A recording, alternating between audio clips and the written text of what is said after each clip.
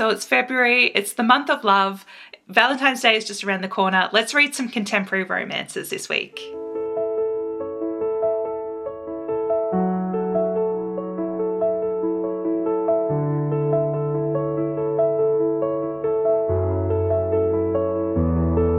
So in the lead up to Valentine's Day, I thought it'd be fun to get in the mood for Valentine's and read some contemporary romances. Normally, I don't really celebrate Valentine's Day specifically. Like, I don't go out of my way. It's not like a huge thing that I, decorate the house for or whatever. But I thought it might be fun to read some romance books leading up to Valentine's Day, and see what books I can try and knock off of my physical TBR too. So I do, in the coming weeks, want to do like a bit of a rejig with my library. I do have some book hauls coming, so that means that I need to start shuffling things around to really fit them on the shelves. But a good start to actually getting through my TBR would to be actually read some physical books.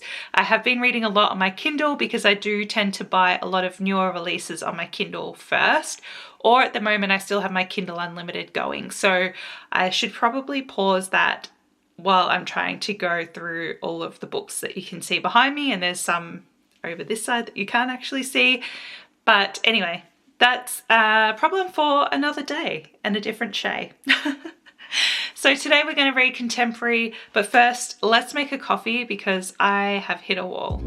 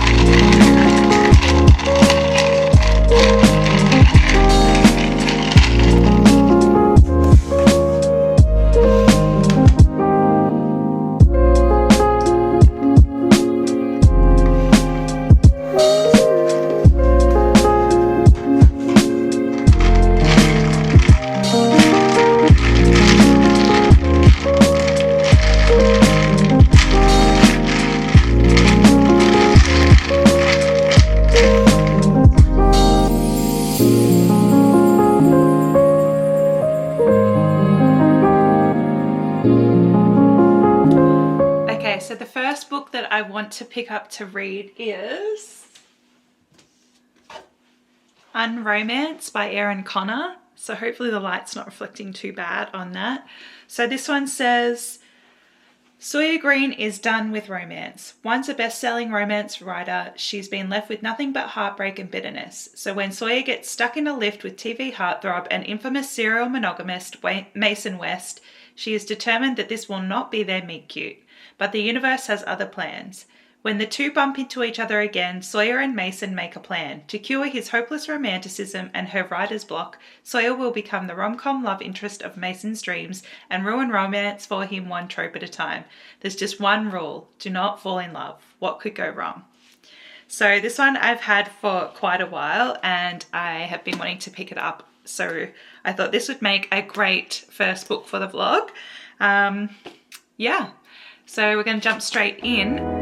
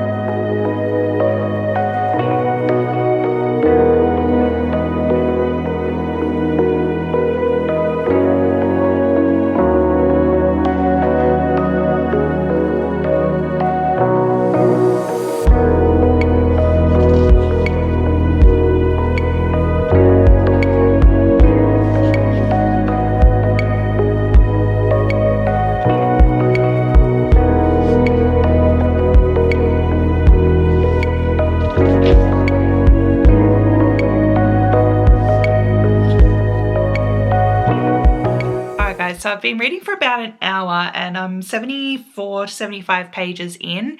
It's pretty quick and easy to read, this book. It's following Sawyer, who is a author who has writer's block, and Mason, who is an actor on like a soap daytime TV show, who is kind of a hopeless romantic and in the media as, you know, having just been broken up, and then they're kind of like picking apart his like romantic life. Sawyer has writer's block at the moment and she's not really able to sort of get to her deadline for her next book. So Sawyer is working with Mason in the hopes that, one, she can be re-inspired to write her next book, and two, Sawyer's hoping that, or Mason really wants to be sort of like ruined for romance so that he's not falling in love at the drop of a hat, because his overly romantic nature means that he's always in the media for, you know, all his broken relationships sort of thing. So they're working together. So Mason has decided that he's going to do all the romantic things that he would normally do with Sawyer. And then Sawyer's going to basically try and ruin that and be like, that's not romantic. That's just, you know, whatever. So far they've only just sort of set out on this plan, and I'm having a really good time with it. It's so much fun. It's really cheesy. It kind of really pokes fun at the romance tropes, even though it's pretty much a book that is going to hit most of those romance tropes. And right now, where I'm at in this story, it's basically Christmas and they're out at a Christmas tree farm and they're looking for a perfect Christmas tree for Sawyer. And one of the lines I want to read out, because this is the kind of like almost sarcastic writing that I really enjoy when it's in banter. But it says here, so for context, they've gone to grab a tree and Mason's slipped in the snow and Sawyer's gone to help him up, and then she's fallen on top of him. And yeah, that's kind of like the romantic trope that they're in at the moment. Only when Mason stands up because he's fallen on the ground first, he's got mud all over his pants and looks like he's basically shit his pants. So they're sort of like just gone looking for a tree, and because it's close to Christmas, there's not that much there. Mason says Sawyer's picked this tree, and she's like, oh yeah, this tree's like perfect. And Mason says it has a giant hole. And then Sawyer's like, don't we all? And she'll tuck that part of the tree away so that no one can see it and fill it with ornaments so it looks pretty. But then the next line is, somewhere a therapist shuddered. Like, it's just funny and sarcastic, but like in a smart way, not just like a silly, like cheap way. I don't know how to describe it, but I just thought it was funny. You know, they're talking about this hole in a tree and they'll just cover it up with like ornaments to make it look pretty because, you know, that everyone's got holes. And then, yeah, there's like, somewhere a therapist shuddered.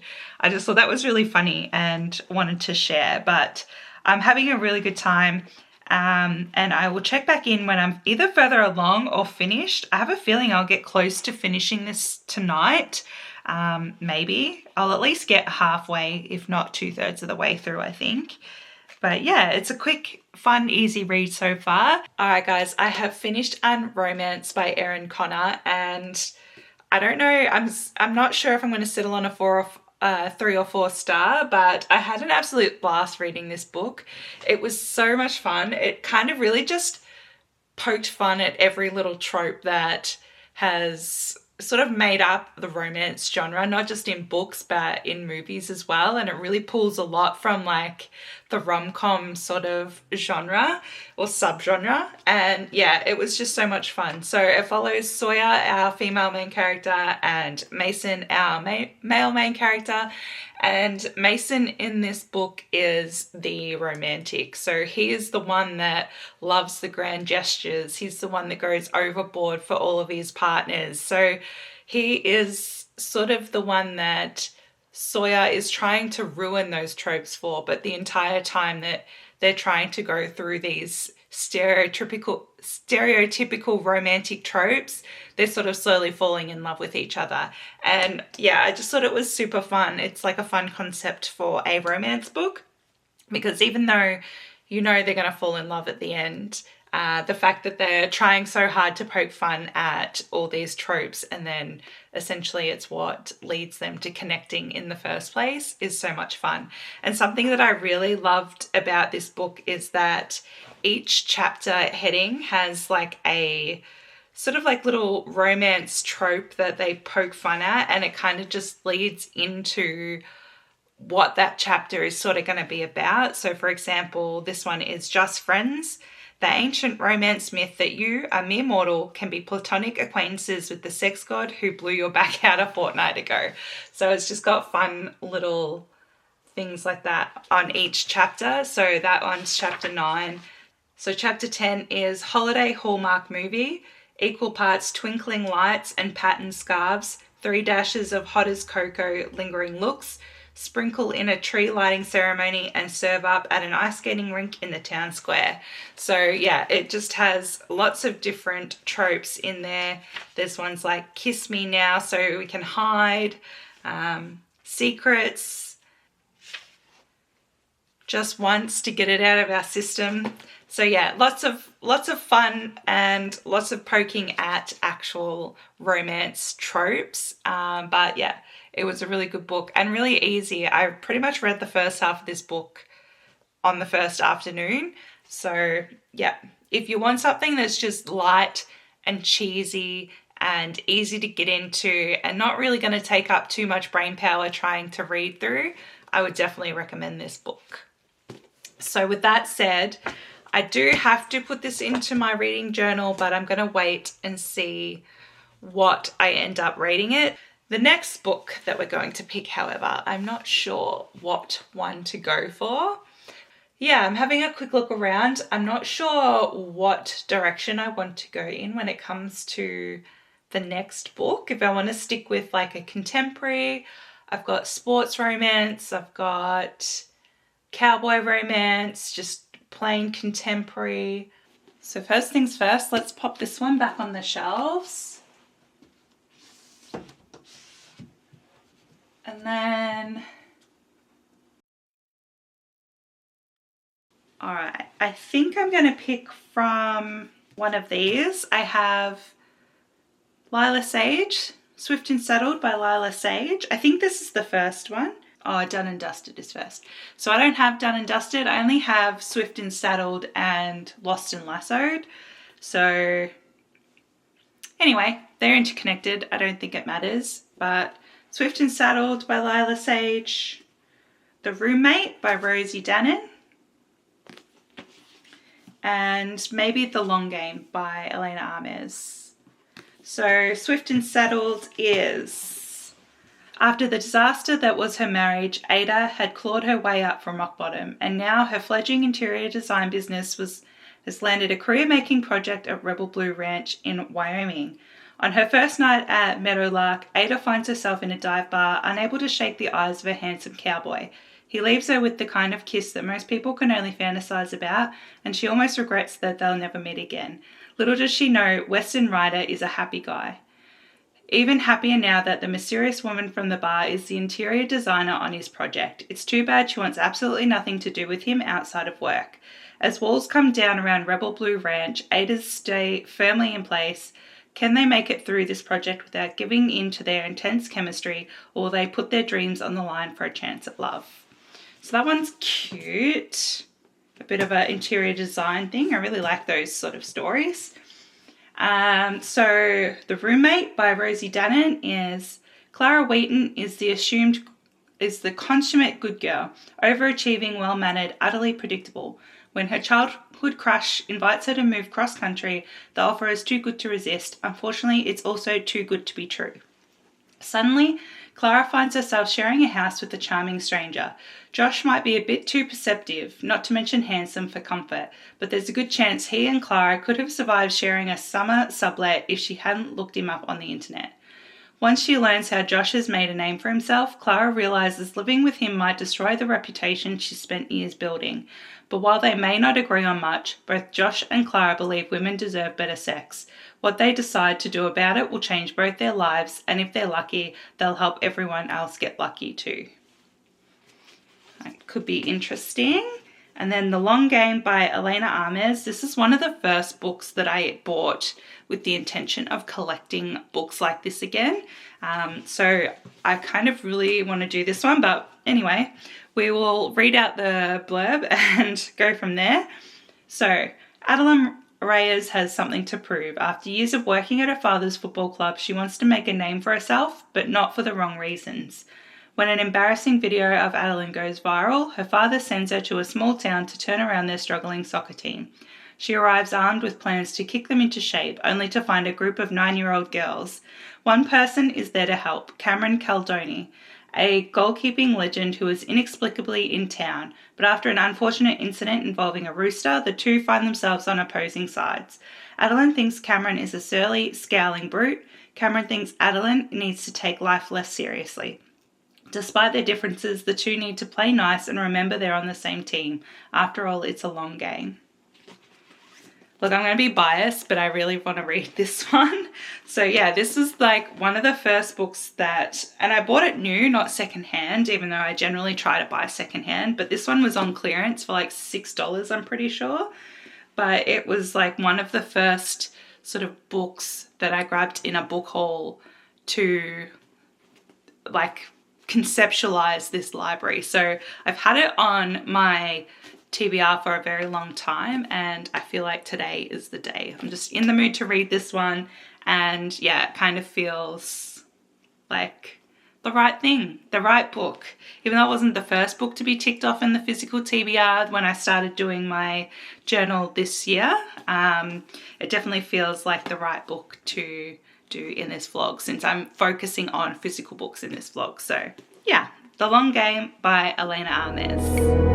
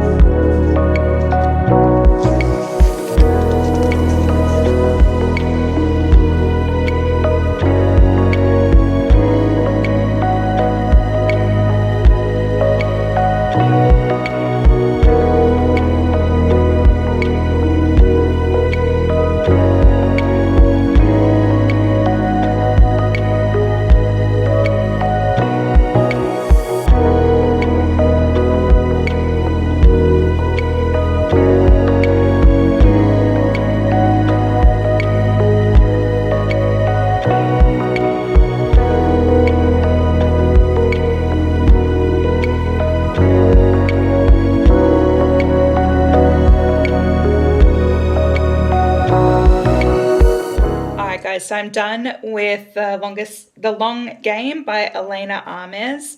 I've been sitting outside. It's kind of like cooled down now, you know, when you have those really hot days, but the cool nights. So I was having a great time just reading outside. It was really relaxing. And that's my microwave because I'm cooking dinner. So I thought I would jump in quickly before having dinner because I wanted to go back outside and see if I could read for a little bit more before it gets too dark. But I wanted to give you my thoughts on this book before I jump straight into my next one. And this one is like a 4-star for me. It really kind of surprised me and came out of nowhere. I thought I would enjoy it, don't get me wrong, but I thought it would just be like sort of like Unromance, where it was like this light, fluffy book that didn't particularly have any depth to it, but it was just a good, fun romance to read. And this was still that, but it had a little bit more levity in it. There was a bit going on with our characters that made it feel a little bit more real, in the sense that, you know, they felt more realistic as characters, and it just kind of sucked me more into the story. So we're following Adeline. She works for her father at a football club, and in this instance, football is soccer, and it's set in America. But our main male character, he is or was a professional footballer or soccer player from England. He moved to the States to play for a bit before he retired, and then he retired and moved to this tiny town. And our female main character, Adeline, she had this incident. The incident went viral, and her father essentially shipped her off to this small town where there's a club there that they sponsor to basically get her out of the way. And her father is kind of a douche, and Adeline's been going through a lot with this incident and the lead up to this incident, which you do get an idea of what's going on at the start, but then she's been having a lot of panic attacks, only she's sort of not realizing that that's what's happening, and she is really bottling up all her emotions, and it's sort of led to her, one, the outburst that sort of got her shipped off in the first place, but yeah, it's kind of got her in her own head. And so when she goes to this small town, she doesn't realize that when she gets there, she's living in this really shitty, rundown cabin. She's a stereotypical like boss bitch. So she's got the heels, the suits, all that kind of stuff. So she's really out of her element when she ends up in this tiny town in what's basically a hunting shack. She doesn't realize that the club that she's been sent to is like an under 10s little league sort of club. So everything's sort of compiling on her, and she's trying to make the best of a worse situation so that she can get back in the good books to impress her father. And then that's where she meets Cameron, our MMC. He is trying to hide who he is. So no one in this small town, except for a couple people, know that he was an ex-footballer, that he was actually famous. He quit out of the blue, and no one really knows why he quit, but he's just ended up in this town because he knew the mayor of this town, who's also helping Adeline. And so they kind of cross paths because they're living next to each other, they're neighbours, and he is also the coach of the little girls team that Adeline is there to kind of manage. So they don't get off on a great start, and it's kind of like a grumpy, not grumpy sunshine, but like grumpy character. So he's kind of a bit of a grump to her and a little bit of nasty rude to her, just because he feels like his peace is being like challenged or lost. So that's my microwave. It's telling me that my dinner's ready. But yeah, so they don't get off on the great first impression, and obviously they're having to work together. So it puts them in a few funny situations, but then in the background, you've got both of their sort of issues going on. And I don't want to say too much because I don't want to spoil it, but yeah, I think they see something in each other that they might not let other people see. So that's how our story evolves. And it was just really, really, I don't know, I just really enjoyed it. I really connected with the characters, and I thought that it just really made the story seem more real or realistic. Like, you weren't just reading characters in a rom-com. You were reading about people that could have potentially lived this story, and I really, really liked that. So yeah, I had a great time with this one, and this one's going to be a 4-star for me. And I think that if you haven't read it, you should definitely give it a go.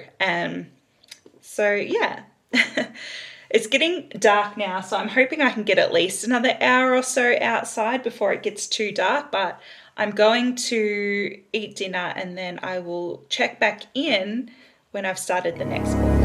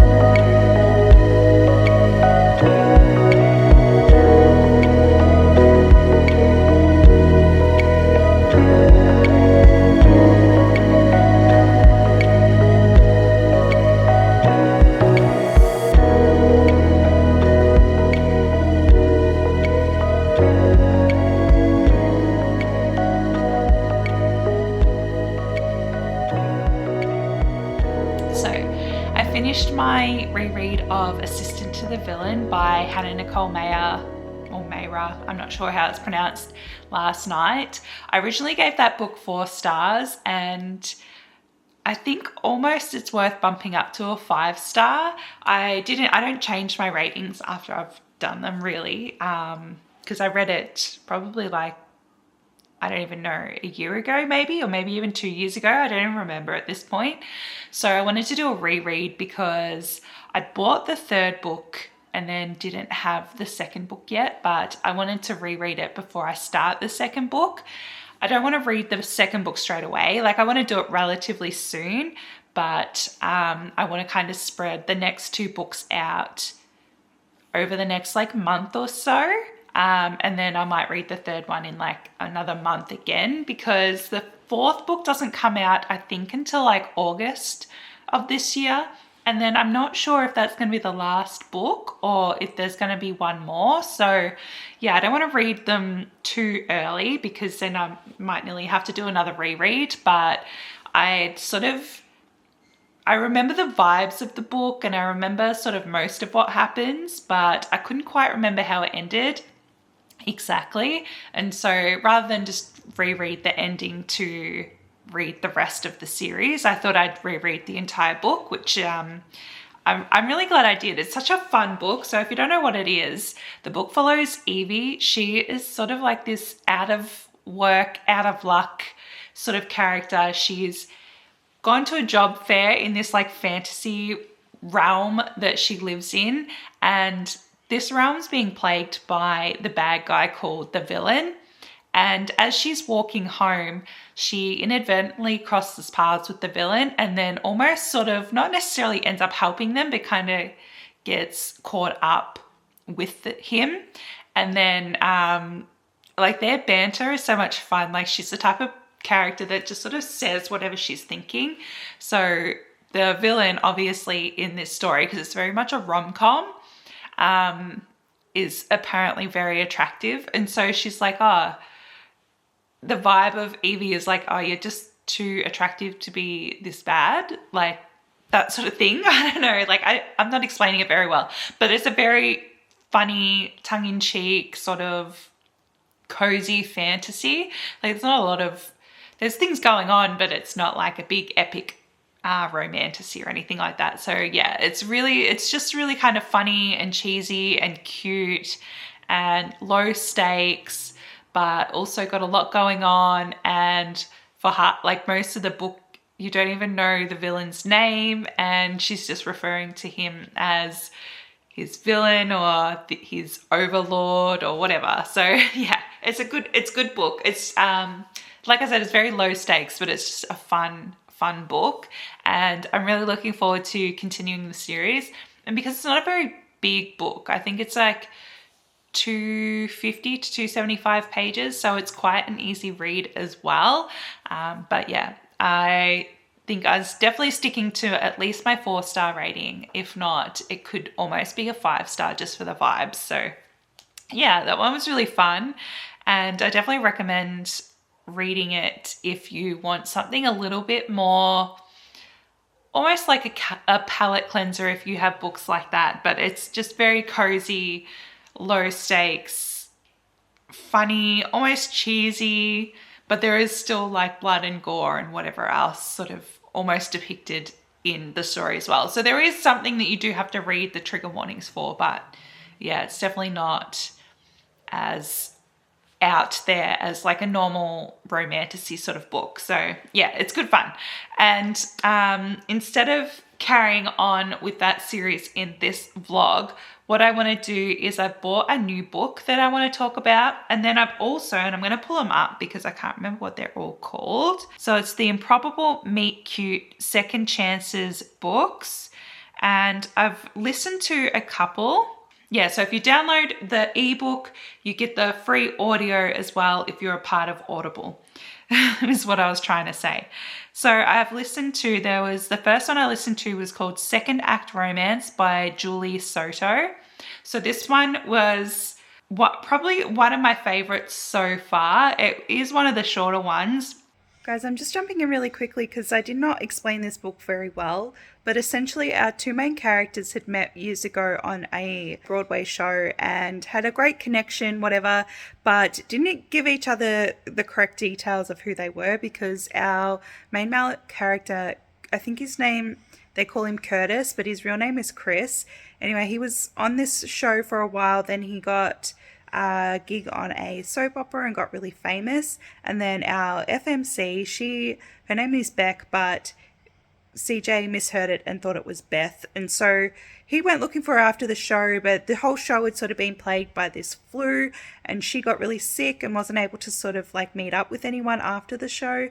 And he was looking for a person named Beth, but her name was Beck. And then, yeah, because CJ got really famous, Beck didn't feel like she could reach out and sort of, approach him about, pursuing a friendship or a relationship or anything like that. So then fast forward to the present where Beck is on another show. All the cast went out to this restaurant except for Beck and a few others, and they all got food poisoning. So they've had to sort of bring up anyone that was an understudy or that knows the roles to put them in the leading sort of roles or characters. And then they needed someone to play the main male character in this particular Broadway show.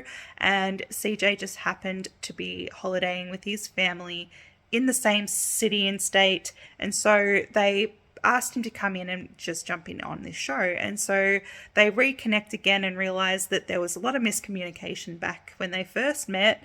And yeah, that's sort of where the story leads off on. So all of that to say that, yeah, they just had a miscommunication at the start and now they're sort of reconnecting for this show again a second time. So the second one that I listened to was Death to Valentine's Day by Catherine Cowles. So our FMC in this, she got broken up by her ex-boyfriend a year ago because he was cheating on her and just generally like a bit of a douchebag. But she'd been in a relationship with him for like a decade, and then she ends up going to this work charity function thing and bumps into her ex and her ex's brother, and the ex's brother has basically been in love with her for forever. And then they sort of get together on this night as she's trying to hide from her ex. And then there's also a murder mystery element going on because while they're in this particular house for this charity event, so they find a girl that's been murdered and they're sort of trapped there because it's in the middle of winter and there's a snowstorm, and so they have to try and basically survive the night and figure out who the murderer is. So that one was all right. I didn't like that one as much, but it was still, for like an hour, it was still fine. And then the next one was called A Play for Love by Trolina Pucci or Pookie. Sorry, I don't know how to pronounce that one. So this one is sort of very similar to the first one in that it was two people that had met in college. They had to do this Romeo and Juliet scene to pass their midterm. And then years later, they bump into each other. Our FMC, she's in New York for one night only, and then they basically spend the day together exploring New York. And yeah, that's sort of where that one goes. And then the last one that I have listened to so far is Valentine's Sleigh by Nevessa Allen. And then this one is about a guy that works for his family and they basically work at a funeral home, and he's burying his crush from high school because she's been, he suspects murdered, and he's pretty much covering her grave with dirt, and he starts hearing her screaming from inside the coffin. So he digs her back up, and turns out that her current husband, has basically tried to kill her. And they're basically trying to find evidence that he was responsible for her death. And then, because the whole town is apparently owned by his family, so the sheriffs, the hospital, everything. So they can't sort of go to the police because the whole family are the police, and they suspect that the entire family is sort of covering up for his actions. And so that is all that I have actually listened to at this stage. And then there's one called Accidentally Yours by Christina Lauren, which I've just started, so I don't really know much about what it is. And then once I actually figure out what it is, I can tell you about it. And then there's another one that's Time Will Tell by Hannah Bonham Young. So that's the next one as well. So I'll listen to those tomorrow on my way to work and back home from work, and then I will let you know about them tomorrow night. I'm about to start a brand new book that I went out and impulse purchased. It's called How to Kill a Guy in 10 Dates by Shaylee Thompson. And the cover on this is just so cute. And I'm not a huge lover of sprayed edges on paperback. I just don't get the point. But this one also, just as a standard, came with sprayed edges. So I don't know if you can see, but it's sort of like, this one's like a body on a dance floor, disco ball with blood, and then this one's a vase with roses and a heart. So this one, I sort of just read the back and thought this is really cute. So I'm just going to read the back to you guys because it'll explain the book better than what I can at this stage. So it's a genre-bending debut that puts the killer in killer love story. Says, when cinephile Jamie Prescott attends a speed dating event, she expects to meet some mediocre men and have a laugh. She doesn't expect one of her dates to have this throat slit at her table during a blackout. When the lights come back on, there are more bodies on the floor and the doors are locked. Armed with makeshift weapons and her extensive knowledge of what not to do in a slasher situation, Jamie must figure out how to make it out of the building alive.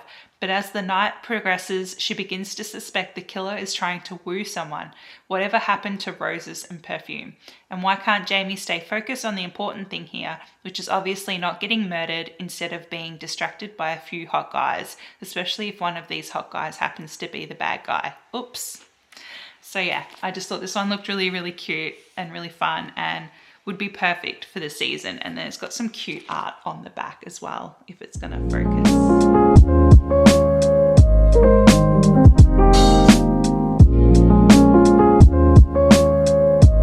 So yeah, I'm going to start that one today. I probably won't get very far, but I will check back in with you guys tomorrow.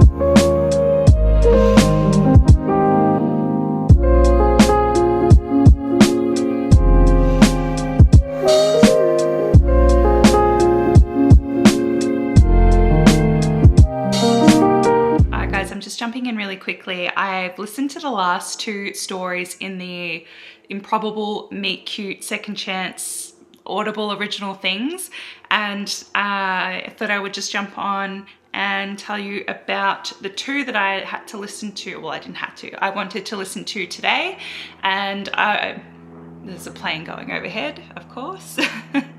We'll just wait for that to go past. So the first one I listened to was Accidentally Yours by Christina Lauren. Our FMC in this one is in marketing. She's currently out of a job and she unintentionally joins a Zoom meeting for this company that she'd never heard of before and pretty much thought it was her job interview and ripped their PowerPoint presentation, or deck slides as it's called these days, but ripped their deck slide to pieces and gave them the most brutally, like, I swear this plane's coming back.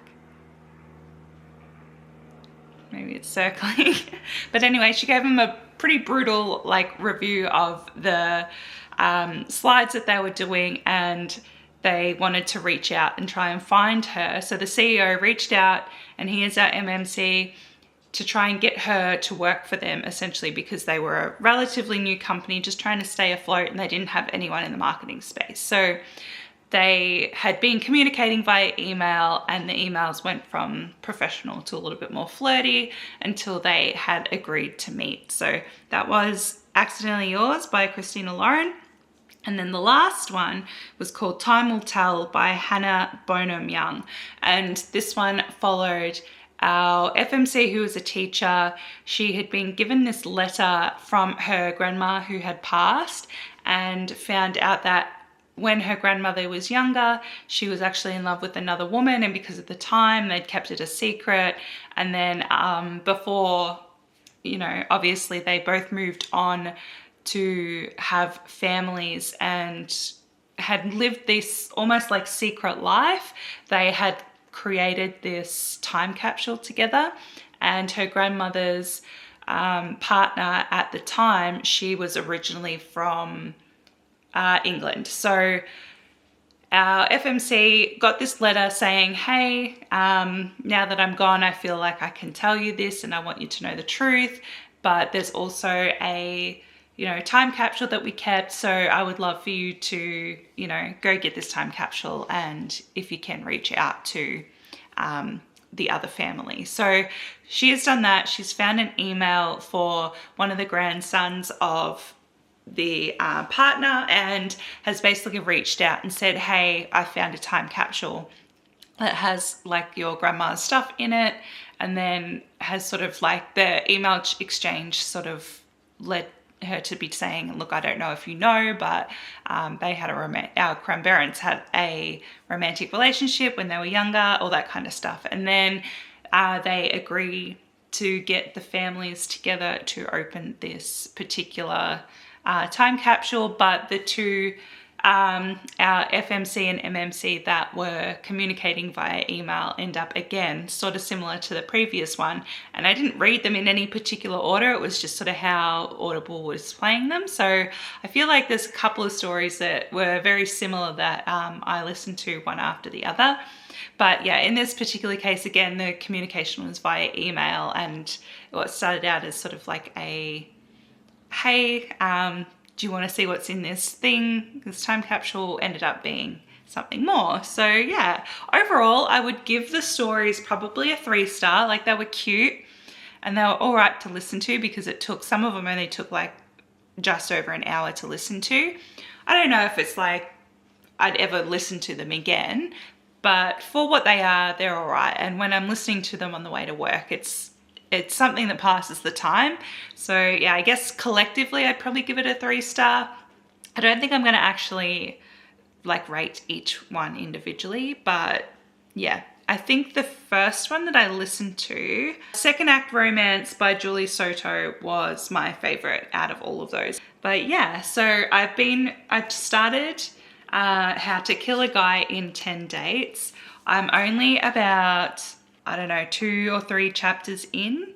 So, actually I'm probably maybe a little bit further, but something that I wanted to sort of like point out to you guys, because this book it's going to be, I'm really enjoying it so far, and I'm only like a handful of pages in, but something that I've been enjoying is that at every chapter beginning, there's a little quote that's been rewritten.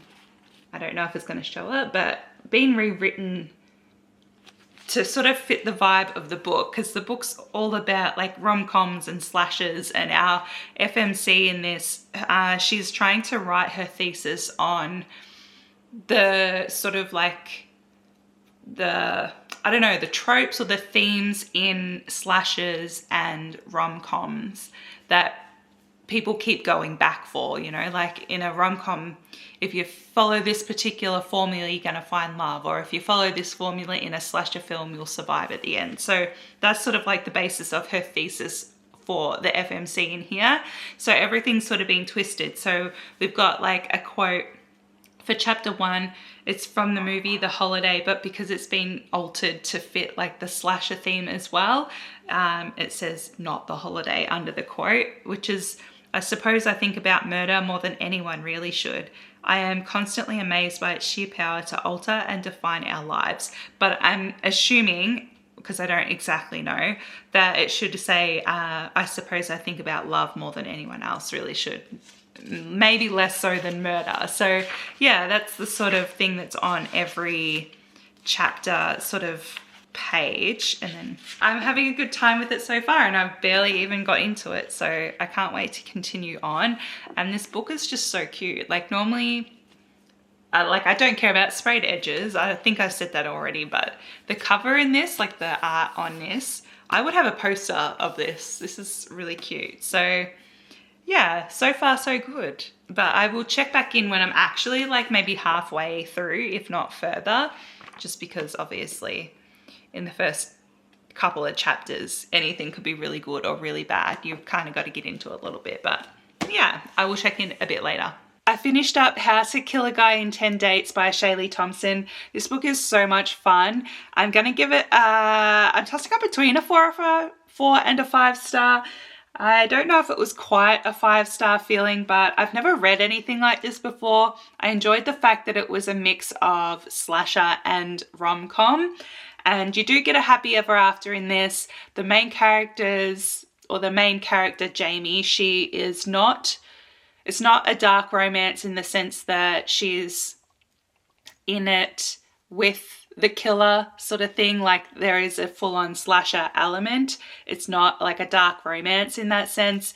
Definitely though, check your trigger warnings, because this is full-on slasher book. So you do get quite a lot of on-page death and gore. So yeah, as you can probably see by the fake blood drips all over the book.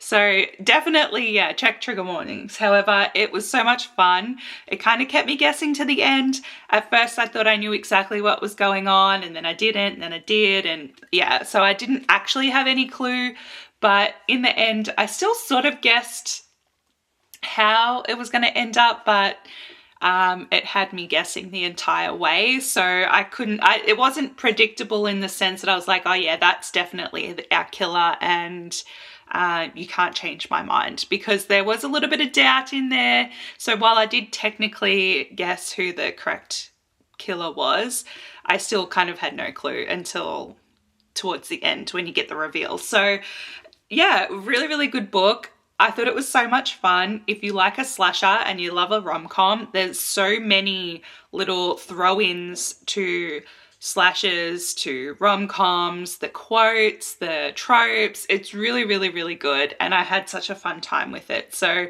yeah, I may still end up giving it a 5-star. At first it just kind of wasn't, I don't know, like a 5-star is kind of, for me, a book that I think about all the time. Like it infiltrates my dreams when I'm like not reading it. And while I had a great time and I couldn't put it down when I was reading it, I think if I walked away for a week, as much as I'd liked the book and wanted to come back and continue it, it wasn't like on my mind where I was like, I really need to get back to that and really need to pick it up. But having said that, I still thought it was a fantastic book. And if I did like half or 3/4 stars or 4 or quarter stars or whatever, it would probably be like a 4.75 or something. But I really just don't care to go into such minutia when I come to rating my books. The books for me, I rate just because I keep track of things on Goodreads, and you can't really do those sort of like star, like point something star ratings. So yeah, while I'm using Goodreads, it's going to probably be sitting at a 4, maybe 5-star. I haven't actually rated it quite yet. So yeah, we shall see, but definitely pick this one up. I think if you're a fan of rom-coms and slasher films, you will love this one. So definitely grab it. And it's a really quite a short book. It's got largish sort of writing, and it's only 350 pages. So it's definitely an easy read, and I flew through this. And I love Jamie, our main character. She was so much fun. She's one of those people that was written, you know, when you hear like a woman is just too much, like she's too emotional, she's too loud, she's too this, she's too that. So she's that kind of character, and I really love the fact that she just takes the lead in this book. because no one else really has any clue what to do. Like, who knows what to do when you're sort of locked in with a serial killer? But yeah, this is just such a really good book and I definitely recommend it. So that is going to round out the Valentine's Day love story sort of reading vlog. So I have some of the books here that I managed to read through, and I hope this vlog turns out okay. I'm trying to work on my vlog style and get myself into a good rhythm, and I'm trying to film ahead as much as I can so that I can include more books. But we did pretty good, I think, and I'm trying to read through my TBR, which technically means I only really read 2 books off my TBR because Assistant to the Villain was a reread, and How to Kill a Guy in 10 Dates never actually made it onto my shelves as a TBR book. I pretty much bought it to read straight away. So yeah, we've knocked 2 off of my TBR, but we read 4 books in this, plus the ones I listened to. But I think it was a very successful vlog, and there was nothing in here that I didn't enjoy reading, and I would definitely recommend all of these books. So yeah, Unromance, I think I gave it a 3-star. Oops, it's very glary. This one's shiny. 3 stars. It's really cute too. That one really falls into the movie trope. So it's kind of very, as much as I wanted romance and Valentine's themed books because it's Valentine's Day, this one and How to Kill a Guy in 10 Dates really followed a lot of the movie tropes that you get when it's that sort of season, like Hallmarky type movies and books and things like that. So yeah, a little bit of a theme in that one. So Unromance, 3 stars. The Long Game, I gave 4 stars. This one was a little bit more of an emotional read. It wasn't emotional in the sense that it really upset me or made me feel a lot of feelings, but it was definitely more so not a light, fluffy read. It had a little bit of depth to it, which I really, really liked. Assistant to the Villain, just a reread so that I can continue on the series with like a fresh eye to it. But I would recommend this series if you want something cozy, sort of fantasy vibes that, again, it sort of plays on the tropes of the bad guys, and it's got a frog that communicates with signs. So, you know, if that doesn't convince you to read this book, I don't know what will. And then How to Kill a Guy in 10 Dates. 100% need to go buy this book right now.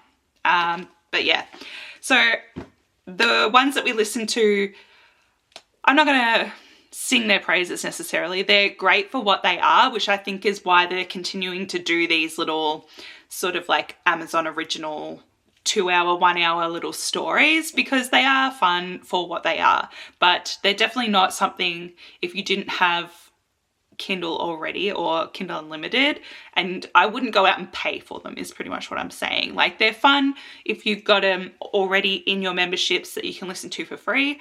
But yeah, stick to these books. Everything we've read in here, fantastic book to read. So yeah. Anyway, that is it. I'm going to stop talking. I'm going to put these books away. Thanks so much for sticking around to the end. If you did, chuck a heart emoji in the comments, and thanks so much for sticking to the end. Hopefully my vlog styles are getting a little bit better and they're a lot more, I don't know, informative or something. If you've got suggestions down below too, let me know. I'm definitely willing to try and learn and get better at doing this. So yeah, that is it. And I will catch you guys in the next video. I don't know what I was going to say then, but anyway, bye.